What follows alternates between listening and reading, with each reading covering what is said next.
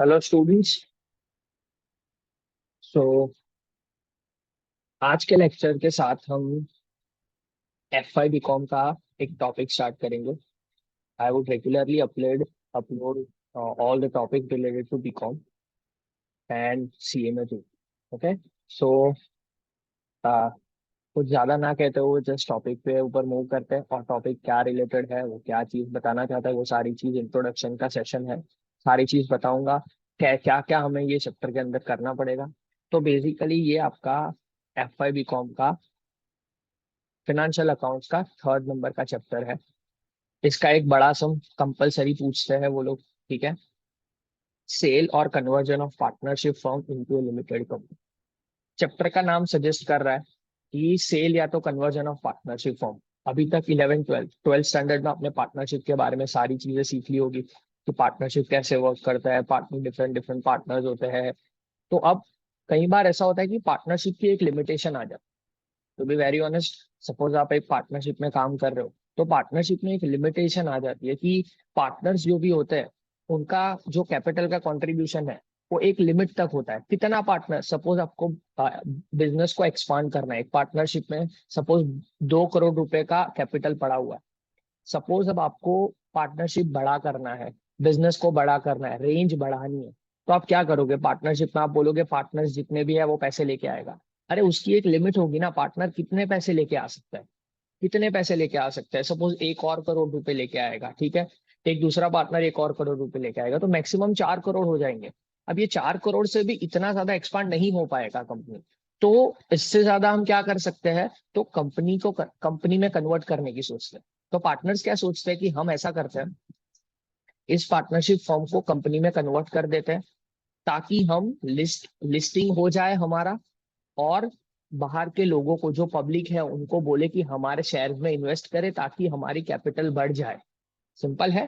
तो ये main reason होता है कि पार्टनरशिप से आप कंपनी में कन्वर्ट कर। हालांकि ये थ्योरेटिकल पार्ट है, आप बोलोगे कि सर हमें जो समझ बताना है वही बता दो, नहीं ऐसा नहीं होता। You have to understand what you are doing. ठीक है। तो ये चैप्टर का मेन मोटो ये है कि अगर आप पार्टनरशिप फॉर्म कर रहे हो तो पार्टनरशिप को आप कन्वर्ट कर रहे हो या तो किसी और कंपनी को सेल कर दे। ठीक है। तो अंदर यहाँ पे क्या करना पड़ेगा, आपने 11 ट्वेल्थ स्टैंडर्ड में डिसोल्यूशन का चैप्टर पढ़ा होगा। डिसोल्यूशन का मतलब क्या है, आप पार्टनरशिप फॉर्म को बंद कर रहे हो। तो यहाँ पे भी वही करना है, यहाँ पे भी आपको वही करना है। यहाँ पे क्या करोगे आप एक पार्टनरशिप फॉर्म जो है, आप एक पार्टनरशिप फॉर्म जो है उसको क्लोज कर दोगे। पार्टनरशिप फॉर्म को क्लोज करने के बाद, पार्टनरशिप फॉर्म को क्लोज कर दोगे, ये पार्टनरशिप फॉर्म है। ठीक है। पार्टनरशिप फॉर्म क्या हो रही है, वो कन्वर्ट हो रही है कंपनी के अंदर। ठीक है। तो आपको इसको क्लोज कर देना। इसका क्लोज मतलब अल्टीमेटली डिसॉल्व ही करना है ना आपको, अल्टीमेटली आपको डिसॉल्व ही करना है इसको। तो इसको क्लोज कर दोगे और कंपनी में कन्वर्ट कर दोगे। तो ये जो पार्टनरशिप फॉर्म है उसको आप डिसॉल्व कर दो और नई कंपनी में कन्वर्ट कर दो। That is what you are doing in this chapter, you will do in this chapter, बस यही प्रोसेस करना। ठीक है। तो स्टार्ट करते हैं इसी के साथ, थियोरी के साथ स्टार्ट करते हैं। क्या क्या होगा, सारे इंट्रोडक्शन सेशन में मैं सारी चीज कवर कर लूंगा कि क्या क्या आपको करना पड़ेगा। ठीक है। जो मैंने फर्स्टली बोला वो सारी चीजें लिखी हुई है। Introduction. In partnership firm, there are restrictions on the number of partners. Not only that, liability of partners is unlimited. Besides, there are certain limitations beyond which partners cannot bring additional capital. So to expand business, it has to convert into joint stock company. करना ही पड़ेगा joint stock company में convert, तो ही additional capital आ पाएगा। Simple है। Conversion of partnership firm, conversion of partnership क्या होगा? It may be that when a partnership firm dissolved, all assets and liabilities may be sold to some company. Company को sale कर सकते हैं, और the partnership firm themselves partners themselves may start a new company. या तो वो लोग क्या कर सकते हैं, पूरी पार्टनरशिप की असेट्स लायबिलिटी है वो किसी कंपनी को सेल कर दे, या तो क्या करे वो खुद ही एक अलग कंपनी स्टार्ट कर दे and sell the whole business of the firm to this company. ये बिजनेस में जितनी असेट लायबिलिटी पड़ी है उसको वो कंपनी के अंदर ट्रांसफर कर देंगे, और ये पार्टनरशिप बिजनेस को कंपनी की तरह चालू कर देंगे। ठीक है। This is called conversion of partnership firm into company. Done. अब आप सोचो, अब एक चीज प्रैक्टिकली आपको लॉजिकली बताता हूँ। सपोज सपोज यहाँ पे आप सोचो कि ये पार्टनरशिप फर्म है,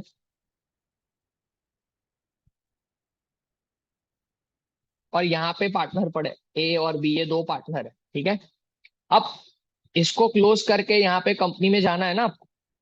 तो ये जो पार्टनरशिप फर्म है, ये पार्टनर्स क्या सोचेंगे, इसकी जितनी भी, ये पार्टनरशिप फर्म की जितनी भी एसेट्स है, जितनी भी लायबिलिटी है, उसको मैं क्या करूंगा, ये कंपनी के अंदर डाल दूंगा। अब ये ए और बी जो पार्टनर्स है ना, सॉरी, ये ए और बी जो भी पार्टनर है, ये ए और बी जो पार्टनर है, उसको क्या करेंगे हम, ए और बी जो पार्टनर है ना, उसको यहाँ पे ये यहाँ पे कंपनी में भी शेयर होल्डर्स बन जाएंगे। ए और बी जो पार्टनर है वो अब कंपनी में शेयर होल्डर्स बन जाएंगे। तो अब ये कंपनी जो है एसेट्स और लायबिलिटी भी ले लेगी, इनका पार्टनर भी ले लेगी, और ये पार्टनरशिप फर्म क्लोज हो जाएगा। तो ये पार्टनरशिप फर्म जो क्लोज हो रहा है, उसके बदले कंपनी कुछ यहाँ पे, उसके बदले कंपनी कुछ यहाँ पे करेगी। ये पार्टनरशिप फर्म जो क्लोज हो रहा है ना, उसके बदले कंपनी कुछ यहाँ को पार्टनरशिप फर्म को पे करेगी। तो वो जो पेमेंट करेगी ना, उसको क्या बोला जाता है, परचेज कंसिडरेशन। परचेज कंसिडरेशन, ठीक है।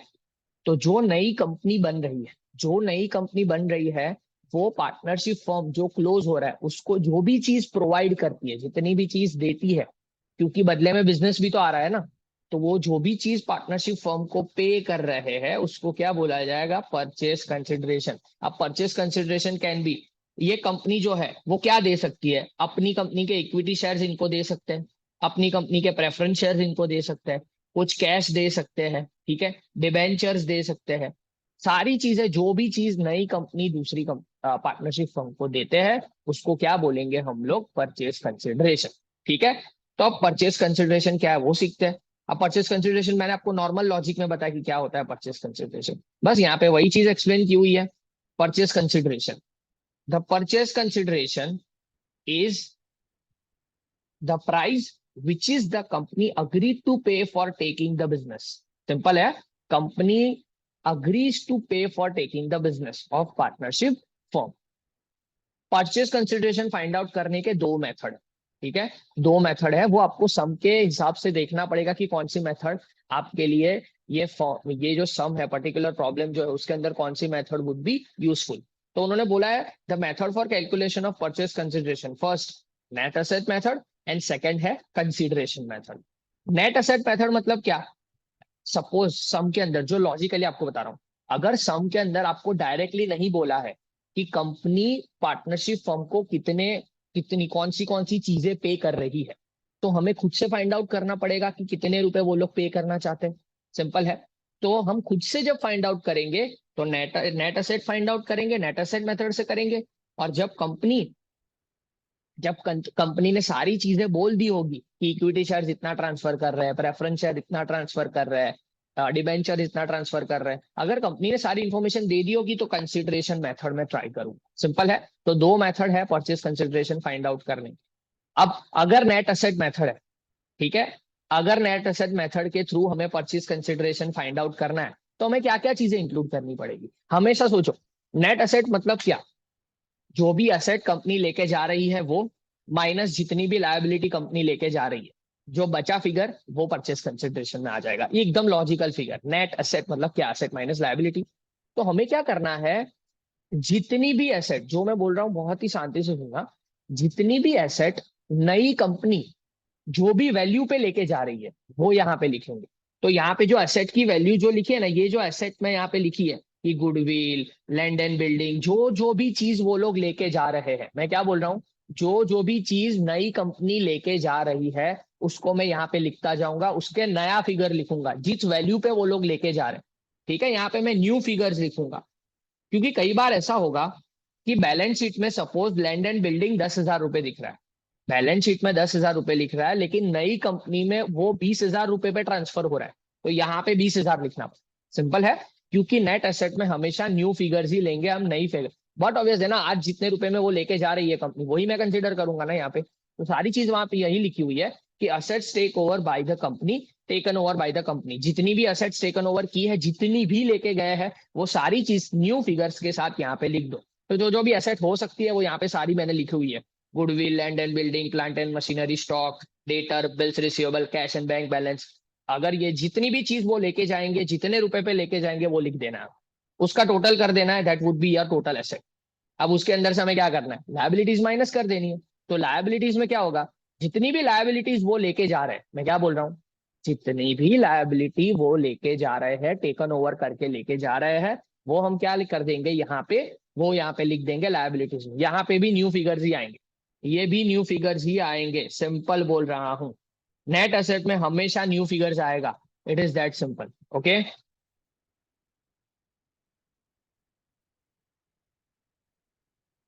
Just a second, sorry. तो यहाँ पे हमारा न्यू फिगर ही आएगा। तो जितने भी न्यू फिगर होंगे, देखो creditor, bills payable, provident fund अगर लेके जा रहे हैं तो वो भी लायबिलिटी है हमारा। आउटस्टैंडिंग एक्सपेंसेस कोई है वो भी लेके जा रहे हैं तो वो भी लायबिलिटी। जितने रुपए पे लेके जा रहे हैं वो सारी चीजें लिख दो। टोटल एसेट में से टोटल लायबिलिटी माइनस कर दो, तो ये जो फिगर आया वो हमारा क्या हो जाएगा, परचेज कंसिडरेशन। सिंपल है, समथिंग इन रिटर्न जो फाइंड आउट किया है वो। डन। ये हमारा फर्स्ट मेथड, ठीक है। अब हम सेकेंड मेथड पे आते हैं। सेकेंड मेथड है क्या, कंसीडरेशन मेथड। कंसीडरेशन मेथड मतलब सिंपल मेथड, सामने से जो बोल दिया होगा सबने कि भाई परचेजिंग कंपनी ये चीजें आपको पे करना चाहती है, that will be considered as consideration method. Simple है, that will be considered as consideration method. First क्या होगा उसके अंदर, बट ऑब्वियस है, क्या क्या चीजें कंपनी आपको दे सकती है। तो first, equity share of new company, simple है। Preference share of new company दे सकती है, डिबेंचर दे सकती है, कैश दे सकती है। तो ये सारी चीज मैं लिख दी, जितने रुपए में वो लोग दे रहे हैं। सपोज इक्विटी शेयर वो लोग ने बोल दिया कि 50,000 इक्विटी शेयर, 15 रुपए का एक, तो 50,000 मल्टीप्लाई बाय 15 रुपए यहाँ पे लिख दो। प्रेफरेंस शेयर उन्होंने बोल दिया 10,000 प्रेफरेंस शेयर, 10 रुपए का एक, तो वो यहाँ पे लिख दो प्रेफरेंस शेयर में। डिबेंचर जो बोल दिया है वही वैल्यू लिख दो, कैश जितना बोल दिया वो वैल्यू लिख दो, सिंपल है। तो परचेज कंसिडरेशन आ जाएगा, सिंपल। कई बार आपको ऐसा किया होगा, सम के अंदर मैं जो बताता हूँ वो सुन लेना ध्यान से। इक्विटी शेयर्स की वैल्यू दे देंगे कितने रुपए है, प्रेफरेंस शेयर्स की वैल्यू दे देंगे, डिबेंचर्स की वैल्यू दे देंगे, पर फिर ऐसा बोलेंगे कि बैलेंस इन कैश। जब कभी भी बैलेंस इन कैश बोले ना, तब आपको क्या करना है, नेट असेट के हिसाब से परचेस कंसिडरेशन फाइंड आउट करना है, और उसके अंदर से ये तीनों चीजें जो उन्होंने प्रोवाइड की है, net purchase consideration find out करो नेट असेट के मेथड के थ्रू, फिर कंसिडरेशन मेथड का फिर आपको जो इक्विटी शेयर्स दिया है, इक्विटी शेयर्स की वैल्यू, प्रेफरेंस शेयर्स की वैल्यू एंड डिबेंचर, तीनों की वैल्यू आप माइनस करोगे तो बैलेंस इन कैश मिलेगा कि कैश में कितना बैलेंस आया, ठीक है। तो जब बैलेंस इन कैश बोले ना कि कंसिडरेशन पेड, कंसिडरेशन पेड ऐसा बोले कि कंसिडरेशन पेड है लेकिन बैलेंस इन कैश, तो वो बैलेंस फाइंड आउट करने के लिए आपको नेट एसेट निकालना ही पड़ेगा। नेट एसेट के अंदर से आप equity share of new company, preference share, debenture minus कर दो, तो बाकी बचा कैश जितना उन्होंने आपको पे किया है पार्टनरशिप फर्म को, वो मिल जाएगा, सिंपल है। तो ये चीज है। अब ये तो चीज थी परचेस कंसिडरेशन एंड ऑल। अब आपको सम सॉल्व करने के लिए एकदम इजी से स्टेप मैंने डिसाइड कर दिए, ये स्टेप करते जाओगे तो आपका पूरा का पूरा सम इजीली हो जाएगा, पूरा का पूरा सम एकदम इजीली हो जाएगा। ये स्टेप ही आपको याद रखना है, ठीक है। तो important step for solving the sum, ठीक है। सम सॉल्व करने के लिए सबसे पहले हमें क्या करना है, सबसे पहले भाई उन्होंने बोल दिया है कि आपको परचेस कंसिडरेशन फाइंड आउट करना है। परचेस कंसिडरेशन दो मेथड से फाइंड आउट कर सकते हो, या तो नेट असेट मेथड से या सो कंसिडरेशन मेथड से। ये दोनों में से कोई भी एक मेथड से आपको फाइंड आउट करना पड़ेगा purchase consideration. Unless and until you have found purchase consideration you won't be able to start your sum, ठीक है। बहुत ही इजी चैप्टर है, सिर्फ आपको फ्लो याद रखना। परचेस कंसिडरेशन है, फिर आपको कितने अकाउंट प्रिपेयर करने हैं इसके अंदर। देखो कई बार होता है कि एग्जामिनेशन में वो लोगों ने आपको बोल दिया होगा रियलाइजेशन अकाउंट बनाओ, पार्टनर्स कैपिटल अकाउंट बनाओ, कैश एंड बैंक अकाउंट बनाओ। अगर प्रिसाइजली उन्होंने बोला है, मैं क्या बोल रहा हूं, अगर प्रिसाइजली उन्होंने बोला है तो आपको मार्क्स उतने अकाउंट के ही मिलेंगे। पर अगर आपको प्रैक्टिस है कि इतने सारे अकाउंट आप बना के ही प्रैक्टिस करना चाहते हो, क्योंकि नॉर्मली मैं सारे अकाउंट कंसिडर कर चुका हूँ। सारे अकाउंट क्यों कंसिडर कर रहा हूँ, क्योंकि प्रैक्टिस में ऐसा रखना कि सारे अकाउंट एक बार ही लिख दोगे ना, तो आपको प्रैक्टिस आ जाएगा कि कौन सी एंट्री कहाँ पे जा रही है। तो एग्जामिनेशन कोई भी अकाउंट पूछे तो आपको इजी लगे, ठीक है। तो इसी वजह से मैंने सारे अकाउंट्स बता दिए हैं कि कितने अकाउंट आपको प्रिपेयर करने पड़ सकते हैं मैक्सिमम, सिंपल है। तो सबसे पहली चीज बोलिए रियलाइजेशन अकाउंट। देखो ये चार अकाउंट सबसे इंपॉर्टेंट है, realisation account, partners capital account, purchasing company account and cash and bank account, बहुत ही इंपॉर्टेंट है ये चार चीज में से तीन चीज तो आएगी ही, हमेशा पूछते हैं, ठीक है। तो ये चार चीज सबसे इंपॉर्टेंट है। सबसे पहला क्या है? सबसे पहला है realisation account, partners capital account, purchasing company account और कैश एंड बैंक अकाउंट, ठीक है। फिर एक्स्ट्रा क्या क्या आ सकता है, देखो हम याद रखते हैं कैसे हो सकता है। पार्टनरशिप रियलाइजेशन अकाउंट होता है, डिसोल्यूशन करना है हमें, पार्टनरशिप फर्म को बंद करना है, तो रियलाइजेशन अकाउंट तो चाहिए ही रहेगा। फिर पार्टनर्स कैपिटल अभी क्लोज होने वाली है, तो पार्टनर्स कैपिटल भी मुझे चाहिए रहेगा, ठीक है। किसने परचेस किया, तो वो परचेसिंग कंपनी आएगा, परचेसिंग कंपनी का अकाउंट बनाना पड़ेगा। कैश एंड बैंक, कुछ पेमेंट हुआ या कैश आया गया, वो उसके लिए कैश एंड बैंक अकाउंट बनाना पड़ेगा, ठीक है। अब परचेस कंसिडरेशन में जो जो चीज मिली उसका अकाउंट तो बनाना पड़ेगा ना। तो परचेस कंसिडरेशन में आपको जो जो चीज मिली उसका अकाउंट बनाते। Equity shares of purchasing, equity share of purchasing company account, equity share आ रहा है लेकिन कौन सी नई कंपनी जो परचेस कर रही है ना उसका, इसी वजह से उसका नाम दिया गया equity share of purchasing company account. फिर preference share of purchasing company account, debenture of purchasing company account. कई बार ऐसा होता है कि पार्टनर्स की लोन, पार्टनर्स जो होते हैं, पार्टनर ने अपने फर्म को एक लोन दी होती, तो जब कभी भी ऐसा हो कि पार्टनर ने फर्म को लोन दी है, तो वो पार्टनर का लोन का अकाउंट अलग से आपको बनाना पड़ेगा। उसकी इफेक्ट क्या होगी वो नेक्स्ट लेक्चर में आपको बता दूंगा। तो इतने अकाउंट्स आपको बनाने हैं, वापस एक बार रिवाइज करवा देता हूँ। पहले आपको परचेस कंसिडरेशन फाइंड आउट करना है, नेट असेट मेथड या तो कंसिडरेशन मेथड, ठीक है। नेट असेट में क्या होता है, असेट माइनस लायबिलिटी, वो भी न्यू वैल्यू पे। कंसिडरेशन मेथड मतलब डायरेक्टली दे दिया, ठीक है। कौन सी चीज सबसे पहले, परचेज कंसिडरेशन फाइंड आउट करना है, फिर उसके बाद आपको अकाउंट्स बनाने हैं। कौन से अकाउंट बनाने? Equity share capital account, sorry realisation account, partners capital account, purchasing company account, cash and bank account. फिर तीनों चीज जो आ सकती है, equity share capital, equity share of purchasing company, debentures of purchasing company, preference of purchasing company and partners loan, ठीक है। ये इतने अकाउंट्स आपको बनाने पड़ेंगे। अब क्या करना है, स्टेप बाय स्टेप आपको जाना है। सबसे पहले जो मैं बोलता जाऊं वही आपको करना, उससे अलावा आप करने जाओगे ना तो आपका प्रोसेस बिगड़ जाए। प्रोसेस याद रखना है आपको। प्रोसेस क्या बोला? सबसे पहले प्रोसेस ये है, इतने अकाउंट ओपन किए तो प्रोसेस जानना पड़ेगा ना। तो सबसे पहले उन्होंने क्या बोला है, close balance sheet by using book value. मतलब आपको बैलेंस शीट में देखते जाओ, बैलेंस शीट में आप देखते जाओ कि बैलेंस शीट में जो जो भी चीजें दी है, जो भी एसेट साइड पे दिया है उसको क्लोज करके रियलाइजेशन की डेबिट पे लिख दो, एंड जो भी लायबिलिटी साइड दिया उसको रियलाइजेशन की क्रेडिट पे लिख दो। मतलब सपोज आपको आइडिया देता हूँ, एसेट साइड पे क्या हो सकता है, बिल्डिंग हो सकता है, फिक्स्ड एसेट्स हो सकता है, इन्वेस्टमेंट हो सकता है। जितनी भी एसेट है ना, जितनी भी एसेट है उसको क्लोज करके ये बुक वैल्यू पे, यहाँ बुक वैल्यू मतलब क्या, बैलेंस शीट में जो वैल्यू लिखी है ना वही अपने को करना है। बैलेंस शीट में जो वैल्यू लिखी है वही अपने को करना है। बुक वैल्यू मतलब क्या, बैलेंस शीट में जो वैल्यू लिखी है उसी से करना है, ठीक है।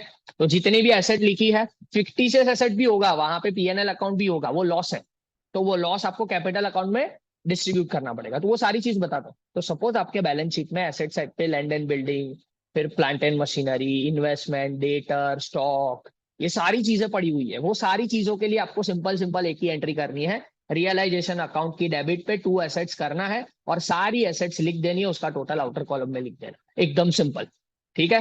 फिर जितनी भी लायबिलिटी पड़ी है, जितनी भी लायबिलिटी पड़ी है, लायबिलिटी साइड पे क्या होगा, प्रोविडेंट फंड होगा, क्रेडिटर्स होगा, बिल्स पेएबल होगा। ये सारी चीजों के लिए आपको क्या, जितनी भी लायबिलिटी हो वो सारी चीजों के लिए एक ही एंट्री करनी है, लायबिलिटी टू रियलाइजेशन। रियलाइजेशन की क्रेडिट पे लिख देना है लायबिलिटी, जितनी भी लायबिलिटी है except capital and general reserve. Capital general reserve जो होगा वो कैपिटल अकाउंट में लिखना पड़ेगा ना। तो पार्टनर्स कैपिटल अकाउंट हमने ओपन किया, तो पार्टनर्स कैपिटल अकाउंट की बाय बैलेंस करके हमें कैपिटल लिख देना है।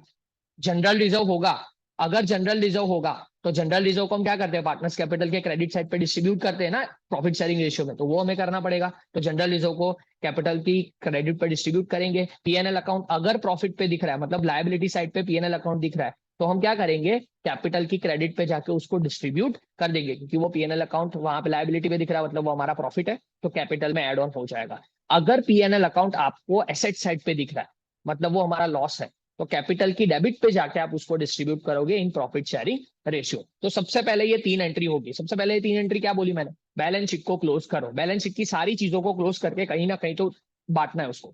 तो एसेट्स को रियलाइजेशन की डेबिट पे लिखो, लायबिलिटी को रियलाइजेशन की क्रेडिट पे लिखो, ठीक है। फिर कैपिटल को कैपिटल अकाउंट में बैलेंस में लिखो, जनरल रिजर्व दिखा, पीएनएल दिखा, तो उसको डिस्ट्रीब्यूट कर दो। मतलब बैलेंस शीट की सारा काम खत्म हो गया। ओल्ड बैलेंस शीट जितनी भी दिख रही है उसको मैंने खत्म कर दिया। तो बैलेंस शीट को क्लोज किया ओल्ड वैल्यू बुक वैल्यू के साथ। फिर उसके बाद का जो स्टेप मैंने बोला वही करना है। सबसे पहले परचेस कंसिडरेशन की एंट्री करो। जैसे ही बैलेंस शीट को क्लोज किया मतलब आपको परचेस कंसिडरेशन की एंट्री करनी है। परचेस कंसिडरेशन की एंट्री सिंपल है। आप सोचो कि परचेस कंसिडरेशन हमारे लिए इनकम है। आप सोचो शांति से, परचेस कंसिडरेशन मुझे मिल रहा है, तो अब मेरे लिए कुछ भी मिलेगा तो वो मुझे रियलाइजेशन में लिखना है। खर्चा होगा तो रियलाइजेशन की डेबिट पे लिखूंगा, इनकम होगा तो रियलाइजेशन की क्रेडिट पे लिखूंगा, ठीक है। और किसके पास से परचेस कंसिडरेशन मुझे मिलेगा, किसके पास से परचेस कंसिडरेशन मुझे लेना है, तो परचेसिंग कंपनी अकाउंट डेबिट, ठीक है। तो परचेसिंग कंपनी के पास से मुझे परचेस कंसिडरेशन लेना है, तो पहले परचेस कंसिडरेशन ड्यू होने की एंट्री कर रहा हूं। इसको बोलते हैं परचेस कंसिडरेशन ड्यू। इसको क्या बोलते हैं, परचेस कंसिडरेशन ड्यू। तो इसकी एंट्री क्या होगी, purchasing company account debit to realisation, मतलब रियलाइजेशन अकाउंट की क्रेडिट पे बाय परचेजिंग कंपनी अकाउंट लिख दूंगा, परचेजिंग कंपनी अकाउंट की डेबिट पे टू रियलाइजेशन कर दूंगा। जितने भी परचेस कंसिडरेशन जो हमने फर्स्ट स्टेप में फाइंड आउट किया उस वैल्यू पे ही लिख दूंगा। तो रियलाइजेशन की क्रेडिट पे by purchasing company, purchasing company की डेबिट पे टू रियलाइजेशन करके ये परचेस कंसिडरेशन को मैंने ड्यू किया। परचेस कंसिडरेशन जैसे ही ड्यू हो गया ना, जैसे ही ड्यू हो गया तो आपको परचेस कंसिडरेशन रिसीव होगा। पहले आपने ड्यू किया कि भाई इतना परचेस कंसिडरेशन मुझे मिलने वाला है, फिर आपने बोला कि अब रिसीव होगा। तो परचेस कंसिडरेशन जब रिसीव होगा तो जो जो भी चीज आपको मिलेगी वो डेबिट करोगे आप। And who is the giver, that purchasing company is the giver, that is the reason why purchasing company को क्रेडिट करोगे। सिंपल है। कौन पैसा दे रहा है, कौन चीज दे रहा है, परचेसिंग कंपनी। तो पहले परचेसिंग कंपनी के को डेटर बनाया आपने, अब उसने पैसा दे दिया या जो भी चीज वो देना चाहता है वो दे दिया, तो उसके ऊपर मैं क्रेडिट करूंगा। जो जो भी चीजें मिली है ना आपको उसको डेबिट कर दो। तो यहाँ पे क्या है देखो, equity share capital of that particular company account, preference share capital of that company account debit, जो जो चीजें मुझे मिली वो मैं डेबिट कर रहा हूँ। And to purchasing company account, simple है। टोटल जितना परचेज कंसिडरेशन आपको मिला उसकी ये एंट्री, रिसीव किया उसकी एंट्री। पहले ड्यू करो फिर रिसीव करो, रिसीव करोगे तो आपको जो जो चीजें मिली उसको डेबिट करो, एंड जिसने आपको दिया है उसको क्रेडिट कर दो, परचेसिंग कंपनी अकाउंट डेबिट। तो इससे क्या हो जाएगा, परचेसिंग कंपनी जितने से डेबिट हुआ होगा ना उतने से ही क्रेडिट हो जाएगा, तो परचेसिंग कंपनी अकाउंट क्लोज हो जाएगा। इट इज दैट सिंपल, ठीक है।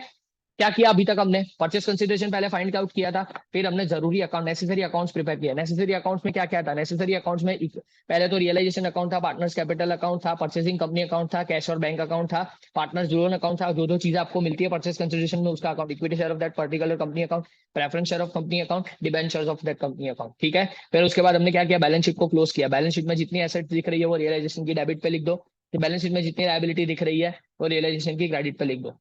कैपिटल को कैपिटल अकाउंट में लिख दो, जनरल रिजर्व अगर दिख रहा है, प्रॉफिट कोई भी दिख रहा है तो उसको कैपिटल की क्रेडिट पे बांट दो, अगर लॉस दिख रहा है तो डेबिट पे बांट दो। फिर उसके बाद परचेस कंसिडरेशन को ड्यू किया, फिर परचेस कंसिडरेशन को रिसीव किया। परचेस कंसिडरेशन जैसे ही रिसीव हो गया, फिर आपके पास क्या होता है, कई बार ऐसा होता है कि कुछ एसेट आपने तो रियलाइजेशन की डेबिट पे एसेट्स लिख दिया, ठीक है। अब कई बार ऐसा होता है कि कुछ कुछ एसेट्स जो होती है ना वो नई कंपनी नहीं लेके जाती, तो हमें उसको बेचना पड़ता है ना। सपोज एक लैंड एंड बिल्डिंग ऐसा है जो नई कंपनी लेके नहीं जा रही, तो हम क्या करेंगे उस सिनारियो में, हम खुद बेच देंगे उसको। सिंपल है, हम खुद बेच देंगे ना उसको। तो कई बार होता है कि कोई चीज अगर कंपनी नहीं लेके जाती है तो हम खुद बेच देंगे। तो अगर कंपनी नहीं लेके जा रही है और हम खुद बेचेंगे तो उसकी एंट्री क्या होगी, हमने एसेट को कहां पे ट्रांसफर किया था, रियलाइजेशन की डेबिट, ठीक है। तो अब जब पैसा मिलेगा तो bank account debit to realisation account करेंगे। एसेट को तो ऑलरेडी क्लोज करके रियलाइजेशन में मैंने ट्रांसफर कर दिया। अगर कोई एसेट वो जो लेके नहीं जा रही है परचेसिंग कंपनी, उसका पैसा अगर हमें मिल रहा है, वो हमने बेचा, हमने हमने हमारे हिसाब से बेचा, तो उसकी भी एंट्री करनी पड़ेगी। तो उसकी एंट्री करने के लिए क्या होगा, bank account debit to realisation account. Simple है, मुझे पैसा मिला और रियलाइजेशन की इनकम हुई, क्यों, क्योंकि रियलाइजेशन की डेबिट पे मैंने एसेट लिख दिया था, अब रियलाइजेशन का एसेट का मुझे पैसा मिला, तो bank account debit to realisation account. ये किसके लिए करेंगे, जो परचेसिंग कंपनी जो एसेट नहीं लेके जा रही है, हम खुद उसको बेच रहे हैं, उसकी एंट्री है। अब ऐसा ही सेम हो सकता है कि परचेसिंग कंपनी कोई लायबिलिटी लेके नहीं जा रही है। सपोज ऐसा हो जाए कि कोई बिल्स पेएबल पड़ा है, परचेसिंग कंपनी ऐसा बोल रही है कि हम ये बिल्स पेएबल लेना नहीं चाहते, तो हमें खुद को तो पे करना पड़ेगा ना उस चीज को। ऐसा थोड़ी होगा कि वो नहीं लेके जाएंगे तो हम ऐसा बोल देंगे कि ये बिल्स पेएबल वाला बंदा जो है वो कभी ना कभी हमारे पास आएगा और बोलेगा कि हमें पैसे दो, तो हमें देने तो पड़ेंगे ना, तो हमारे खुद से जेब जेब से देने पड़ेंगे। तो अगर हमारा खर्चा हुआ, यहाँ पे हमने खुद से पेमेंट किया, तो पैसे गए तो रियलाइजेशन, तो कैश और बैंक क्रेडिट हो जाएगा, और डेबिट क्या हो जाएगा, रियलाइजेशन अकाउंट। हमने खुद से पेमेंट किया तो realisation account debit to cash और बैंक, हमने खुद से रिसीव किया कोई पैसा तो realisation account, bank account debit to realisation account. It is that simple, अगर परचेसिंग कंपनी कोई चीज नहीं लेके जा रही। फ्लो वाइज जाना बहुत ईजी है, बहुत ईजी, ठीक है। अब फिर उसके बाद क्या होता है, डिसोल्यूशन एक्सपेंडिचर। अब ये सारी डिसोल्यूशन की जो चीजें करनी होती है उसके लिए कुछ ना कुछ तो खर्चा होता है।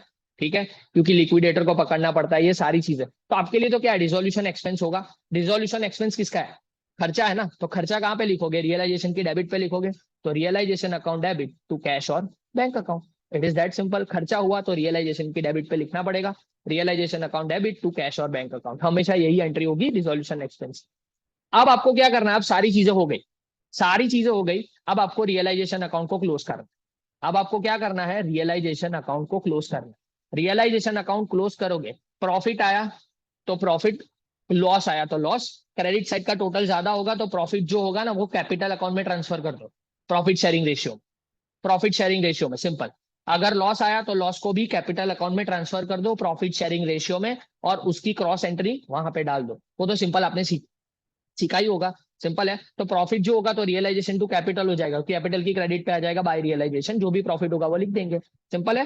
Close realisation account and find profit और loss and distribute it in partners capital account, simple है, यही स्टेप मैंने बताया अभी, सिंपल है। फिर क्या करना है, शेयर्स और डिबेंचर जो भी चीज मिली आप, शेयर्स और डिबेंचर जो भी चीज मिली उसको अभी कैपिटल के सामने आपको सेट ऑफ करना। कई बार ऐसा होगा, कई बार ऐसा होगा, देखो, नई कंपनी ने आपको 50,000 शेयर दिए, नई कंपनी ने आपको कितने शेयर दिए, 50,000 शेयर दिए, और आप दो पार्टनर हो, दो पार्टनर हो।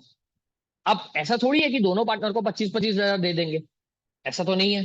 यहाँ पे हमें दोनों को, दोनों के अपने प्रॉफिट शेयरिंग के हिसाब से देना पड़ेगा।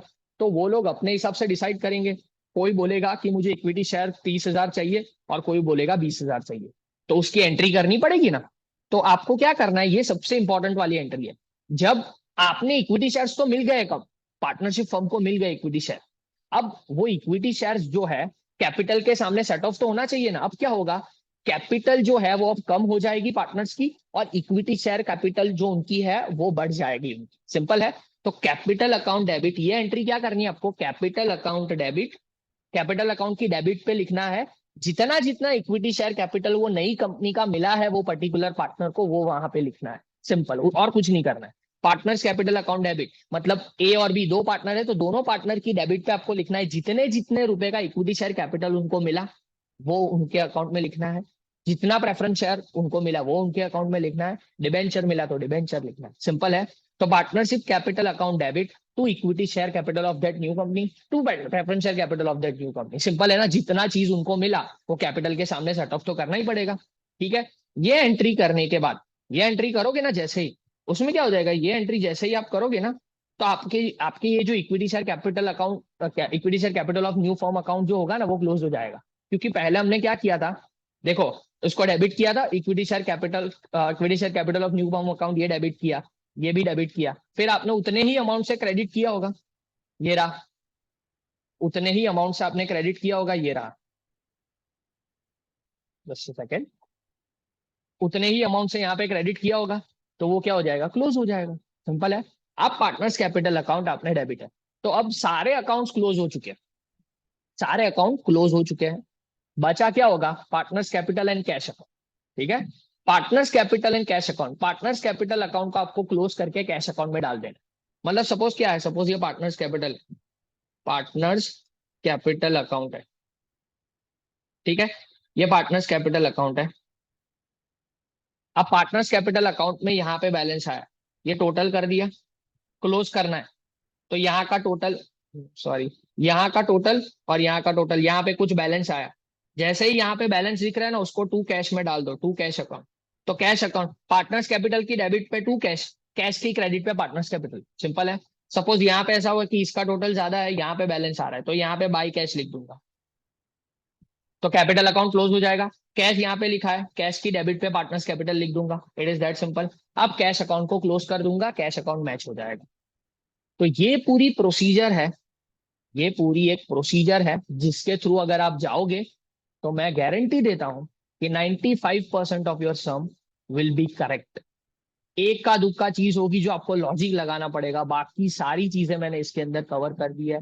इस इस स्टेप के हिसाब से जाओगे ना, I am damn sure about that कि आपको 100% ये आपका क्लियरेंस हो ही जाएगा, ठीक है। इसके नेक्स्ट वीडियो के अंदर मैं एक सम करवाऊंगा, ठीक है, उसके एक और एक दो सम हम करेंगे जिससे आपको आइडिया आ जाए, ठीक है। Thank you so much for